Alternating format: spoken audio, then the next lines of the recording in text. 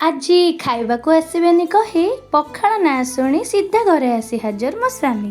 Show hello everyone, ମୁଁ Susmita welcome କରୁଛି ମୋର ଆଉ ଏକ ନ୍ୟୁ ମିନି ବ୍ଲଗ୍କୁ। ତ ସକାଳୁ ଉଠି ମୋର ସବୁ କାମ ସରିଲା ପରେ ମୋର ଡେଲିକା ଡେଲି ରୁଟିନ୍ ଏଇଆ ଯେ ଫୋନ୍ କରିକି ପଚାରିବି ମୋ ସ୍ୱାମୀଙ୍କୁ ଯେ ଆଜିର ରୋଷେଇରେ କ'ଣ ହେବ। ତ ହଜବେଣ୍ଡଙ୍କର ଆଜି ଆନ୍ସର ଥିଲା ଯେ ମୋର ଆଜି ଅଫିସରେ ବହୁତ କାମ ଅଛି ଆଉ ମୁଁ ଆଜି ଖାଇବାକୁ ଯାଇପାରିବିନି। ତ ଯେଉଁଦିନ ସେ ମନା କରିଦିଅନ୍ତି ମୁଁ ଅଫିସରୁ ଆଜି ଯାଇପାରିବନି ବୋଲି, ତ ମୁଁ ବିଶେଷ କୌଣସି ରୋଷେଇ କରିବା ପାଇଁ ପସନ୍ଦ କରେନି। ଯାହା ମନକୁ ଆସେ ସବୁ ସେଇଭଳିଆ ରାନ୍ଧି ଦେଇକି ଖାଇଦିଏ।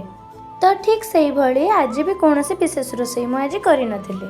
ଭାତ ବସେଇ ତା ଦେହରେ ଆଳୁ ପକେଇ ଦେଇଥିଲି, ପଖାଳ ଭାତ ଆଉ ଆଳୁ ଚଟଣି କରିବି ବୋଲି। ଏପଟେ ବାଇଗଣ ଆଉ ବିଲାତିକୁ ଭଲ ଭାବରେ ପୋଡ଼ି ଦେଇଥିଲି, ବିଲାତି ବାଇଗଣ ଆଉ ଆଳୁର ଗୋଟେ ଭର୍ତ୍ତା ବନେଇବି ବୋଲି। ତ ଘରେ କଲରା ଥିଲା ଆଉ କଲରା ମୋ ହଜବେଣ୍ଡକୁ ଟୋଟାଲି ବି ପସନ୍ଦ ନୁହେଁ, ସେଥିପାଇଁ ଭାବିଲି କଲରା ଚିପ୍ସ ଟିକେ ଛାଣିକି ଖାଇଦେବି। ତ ଯେଉଁ ଜିନିଷ ତାଙ୍କୁ ପସନ୍ଦ ନୁହେଁ ଭାବିଲି ଆଜି ସେଇ ଜିନିଷକୁ ଏକଲା ବନେଇକି ଖାଇଦେବି।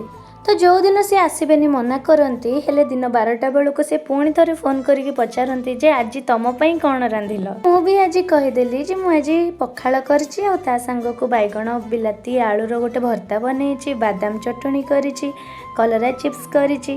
ତାଙ୍କ ସାଙ୍ଗରେ କଥାବାର୍ତ୍ତା ହେଇସାରି ପୁଣି ଲାଗି ପଡ଼ିଥିଲି ମୋର ରୋଷେଇ କାମରେ। ଆଉ ହଁ, ଏଯାଏଁ ଆପଣମାନେ ମୋତେ ଫଲୋ ଆଉ ଲାଇକ୍ କରିନାହାନ୍ତି ନା, ପ୍ଲିଜ୍ ଟିକେ ଫଲୋ କରିଦିଅନ୍ତୁ ନା। ରୋଷେଇ ସାରି ଝିଅକୁ ଖୁଆଇ ଦେଇ ମୁଁ ବି ବସି ପଡ଼ିଥିଲି ଖାଇବା ପାଇଁ।